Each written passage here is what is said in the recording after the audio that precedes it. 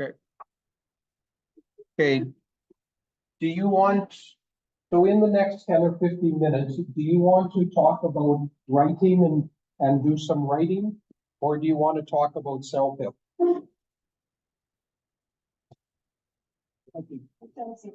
CELPIP? Okay. I'm hearing that from several people. And Andre didn't say anything, but he's in his heart, he's thinking CELPIP. I want to hear more of CELPIP. Okay. So let me make this a bit bigger so you can see this more.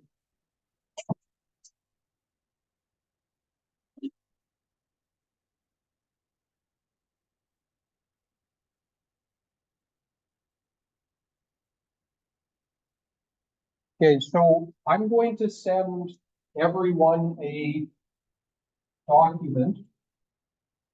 On that document, it's going to have links to one of my YouTube channels that I didn't share with you. I have 3 different channels.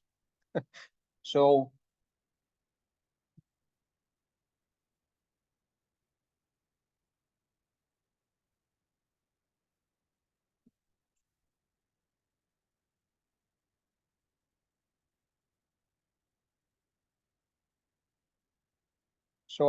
one of the YouTube channels I have I have a lot of videos about IELTS and CELPIP. So in here, like you can see, speaking task 1, I have an introduction and talk about it for 27 minutes. So parts of it are fairly detailed. Tasks just 5 and 6, I talk about it for 27 minutes. 2, 3, and 4 for 31. So what I would recommend when you get the links for the YouTube videos, you could probably watch it on 1.25 speed, because my speaking is like I speak in class. So you could speed it up a little bit and then watch, depending on which. Task 1 is easier, but 5 and 6 are a little bit more challenging. So for example, let me just open this up here. Oh, okay, because I'm in the back end, so that's my editing part. But I go through and explain, and there's a couple of students that were on while I was doing that. And then I talk about the parts, the instructions, and then what you're looking at with answering the questions. Okay. So I have that for writing. I have a video for writing task 1 that's about 30 minutes. And I have a video for writing task 2, which is 27, almost 30 minutes as well. So in there, I'm giving more detailed explanation of what you need to do and how the teachers mark it. I was looking for this the other day when we were in class on Tuesday, and I couldn't find it, but it shows you how to get there. There is a description in CELPIP. How are they marking a CLB4, a 6, an 8? So I talk about what are the differences and what are we looking for. And it is quite similar to what we look for in class as well. Length of sentences, use of vocabulary, grammar. They don't count spelling in CELPIP because when you're typing in the computer, it looks and corrects your spelling. So unless the word is extremely wrong, it will auto-correct some of your spelling, which is nice for that. I also have a video, which I think's on the other page, yeah. So I have 43 videos that are dealing with CELPIP in this list. I'm not sending all of them to you, but I'll send you the main detail ones. But I have a video which some of you have asked me and many other students have asked, what's the difference with CELPIP and IELTS? So there's a 4-minute short video clip of some questions, but I think I have a longer one somewhere as well. Yeah, here. So in an hour, I went through and broke down what are the differences, and depending on your strengths or weaknesses, which one should you take? Okay. Because I have many students, oh, Mr. Trevor, IELTS is so easy. Other students, oh, CELPIP is so easy. And I explained to a couple of students, it depends more on your strengths and weaknesses. What's easy for Anna might be difficult for Alex, and vice versa. So you might take IELTS and say, oh, IELTS is easy, I did really well. And then Alex takes and is like, oh, IELTS is so hard. It's not because it's hard or easy. It's because you guys have different strengths and weaknesses in your areas, reading, writing, listening, speaking. So, any questions about this part? That part's good? Okay. So on the CELPIP website, do you want me to talk a little bit about speaking? Because I talked about reading last time. Do you want me to talk about writing, listening, or speaking? Writing? Okay. Everyone's okay if I talk about writing? Okay. So let me go to the practice test. Okay, so that's where you go to prepare for CELPIP.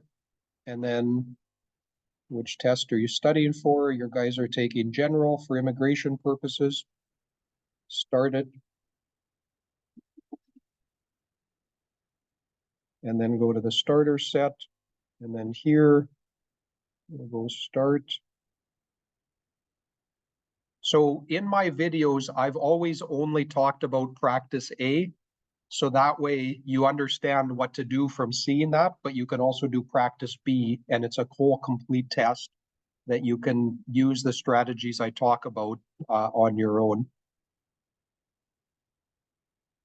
Okay, so here it tells you how much time you have. So you'll have usually 25, 26, 27 minutes for part one, and then it'll move on and help you in part two. And it'll usually give you 27 to 30 minutes for part two. So with this specific test, it's giving you 53 minutes in total. Okay, I'm not going to go through that. Okay. So part one, as I mentioned, is always an email. Let me make this bigger. So here's your situation. Okay, so you're making reservations at a famous and expensive restaurant. So do you know famous or expensive restaurants in Winnipeg? Okay. More? Which one?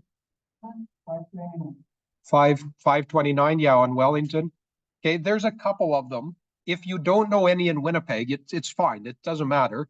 But you can think about if I'm in your city, that you've come originally from, and there's a famous or expensive restaurant, think about sitting and being in that restaurant. So put yourself into that place. So here, the meal and the service was terrible. Okay, so not just the food, but also the waiter, waitress helping you, maybe the manager. The restaurant manager was not there. So you left without. Now, what does this word mean? Okay, if you don't know, always try to look at smaller parts of it. So solution. Okay, so the manager didn't solve it, so you left without a solution. Okay, nothing that could help you with that. Okay. So here's your task. Write an email to the manager, and it should do the following things. So this is where we're looking at your score. You have to identify problems. So 2 or 3 problems with the food. So what are problems that we can have with food? Too dry? What else? Too salty, too spicy, not cooked enough, not fresh food. Okay, so right there, there's 3 or 4. Okay, yeah, dirty plates, dirty cups. Okay, complain about the service. What would be some phrases that you would use to complain about a service that somebody provided? Okay, they ignored me. Sorry. Okay, but I know, but I need to explain what made it terrible. So they ignored me. The service was slow. Okay, order took a long time, or they gave me the wrong food. Okay. Sorry. Arrogant, like kind of rude or speaking not nicely. Yeah. Yeah. Okay. So when I'm looking at these, I mean, we're taking time in class, but when I see a question, I need to think, okay, if I'm sitting there in an expensive place, what are some possible food problems? One or two problems about the service? And this is what's most important because students don't do this well. When you do CELPIP with the email, you need to talk about how you want it solved. Most people say at their conclusion, and I know because I've read hundreds of practice emails from students, most students will say, I want my money back, which is okay, or I want you to solve this problem. But that's not the question. How? When you're asking for something from someone, whether it's in restaurants or in general day-to-day life, give them two options. Because if you only give one and they can't do that, now you're going to start a fight, and there's no way of solving that. If you give them two options, it shows you have knowledge and communication skills of different choices, but it also, we have a saying, saving face. I don't know if you've heard that, but in many cultures, you want to save face. You don't want to do something that embarrasses the other person. Okay. If I'm in some cultures, I'm not going to stand like this or try to come up to someone because that person will be embarrassed. I want to be polite. I want to be calm. I want to speak in a way that is soft or gentle, even when I'm angry inside. So in a restaurant, what are two options? Getting your money back is a good choice, but what can be a second choice?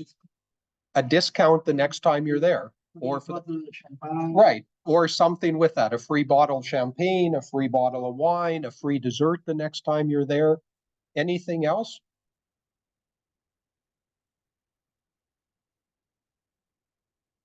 Okay. I mean, those are the most common, but is there anything else, something creative? Fire the waiter? That can be asked, but you're not responsible for them. You can only deal with what affects you directly. So you may say, if this waiter treats people like they treated me, I would, and this is where you would be cautious with your language. You can say you must fire because must is a command, but you could say, if this was my waiter, I recommend or I would. So you're using modal verbs and things that we've studied in class. You could, you should talk to this person. If this was me, I would fire this person. That's all normal and natural language. Okay. But sometimes that's where people say, you must do this, you have to.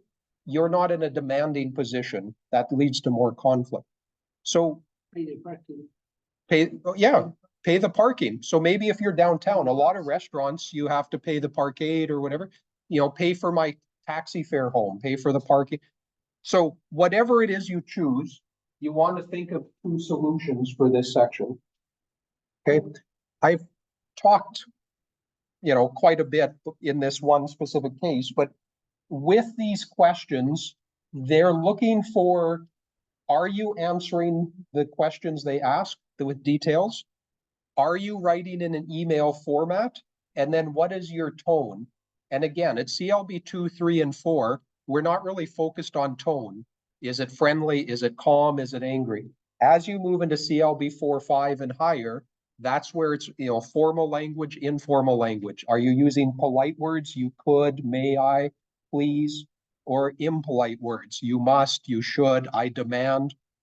Okay. So those are the little nuances. IELTS doesn't care about those things. IELTS cares about the format and then your sentence, simple, compound, complex sentences, grammar, transition signals. In CELPIP, it's more looking at your tone, etc. So you could use and write well, but use the wrong words and only get a CLB 4 or 5. Or you could change your words and maybe your grammar is terrible, but you have the way that we would approach it in a polite way. And so that's where it's a little bit different with IELTS and CELPIP, with how you're writing and the words you're choosing. Any questions from this? Okay. I'll speak about the essay or the second part, which is an essay in 2 minutes, and then we'll see if there's questions or we can get ready to go. But let me go to the other question. Okay, so this is what I was talking about. This was a question that I had in my mind when I shared the example yesterday. But again, you have to put yourself in this situation. Don't make references to Winnipeg or Calgary or think it's in a large town, a city. think about a small town. There's an underdeveloped area. What would you like built? So a shopping complex, okay? Restaurants, large supermarket and a movie theater, or sports complex, green area and a small petting zoo. This question, many people talk about tigers and lions. In Canada and America, a zoo has tigers and lions. A petting zoo, have you guys been to some of the summer festivals where they have a petting zoo? Not yet. So a petting zoo is where a farm has animals that children can go in and pet. They'll have some chickens, maybe rabbits, a sheep or a llama, things that are friendly and calm if there's little children around. So when I see a person writing, oh yeah, in our zoo, we want to have a tiger in our town. That's not like, that's where they have knowledge of zoos, but not knowledge of a Canadian context. What's a petting zoo? Okay. So in this case, that's where you would include these things. But again, most people say, oh, it should have a sports complex. Well, what does that mean? If you go to the Pan Am pool on Grant, if you go in the Transcona area, a sports complex might have a pool, a weight area, badminton courts, or tennis area outside, basketball. Be descriptive in talking about a sports complex. A large green area. Don't just say, oh, it should have a large green area. What would you do there? Then we can have picnics. There should be some fire pits on the side.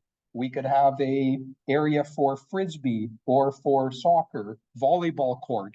Those types of things give details as if you're standing and looking at a large green area. And then the petting zoo with the things. Okay. And as I said yesterday, don't talk about both. It's very specific. In CELPIP, you only talk about one. You might say, we want a supermarket because it's more important that we have food than we have a petting zoo. Like you can compare and have a few words about it. But if you're talking about this, 95% is about the shopping complex. If you're talking about the recreational park, 95% is talking about that. Okay. Any other questions, comments? Okay.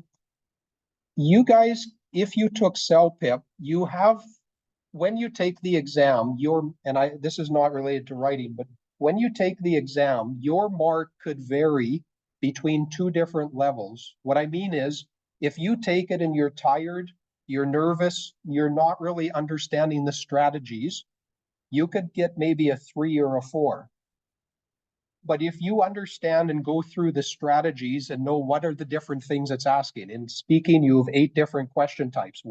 How do I describe a personal problem? How do I give advice? And there's videos I've made and what other people have made explaining the sentences you use. That could then mean that with your same words, same pronunciation, but you could get a 5 or even maybe a 6. Okay. So understanding how the test is organized and then what to expect on each part, and then imagining you're in those situations each time, whether it's writing, reading, or listening or speaking, that mind thinking or mindset will help you do better when you do the exam. Okay. So I'm going to give you 2 sections for homework. I'm going to give you a writing task where you're going to write about a life change that's happened for you.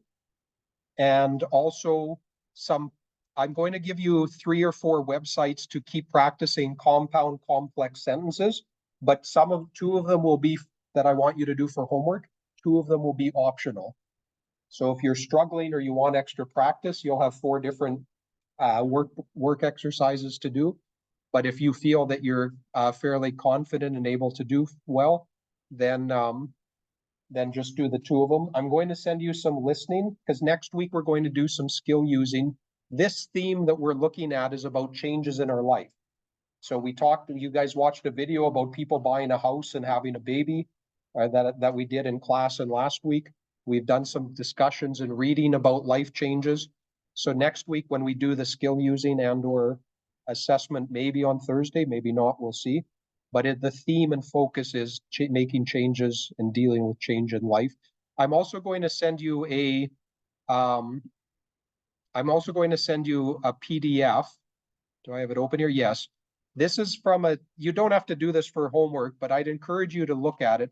It identifies what are different things when people get stressed, and it wants you to think about in the last year or two, and then have you had some of these things happen in the last 2 years or a year?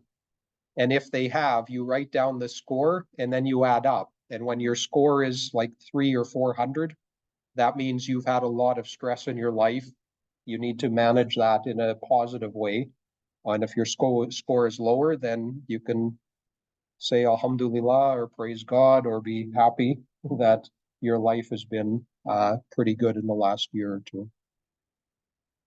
Okay, if you have other questions, you can stay and ask me. Otherwise, thank you guys for your focus. I look forward to seeing you guys next week. And then the week after, we have a class.